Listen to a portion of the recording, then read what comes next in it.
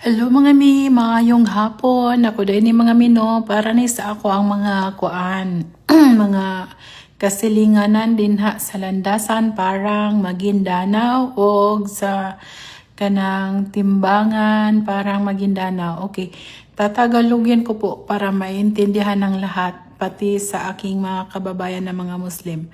Ako po ay magbibigay ng 3 kilo ng bigas at isang tray ng itlog. Bali sa 2 pamilya. Comment po kayo sa baba kung karapat-dapat ba kayong bigyan.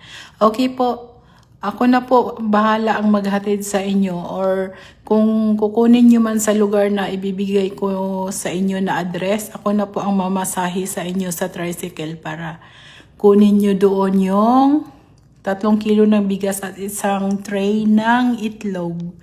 Maraming salamat. Ingat ang all.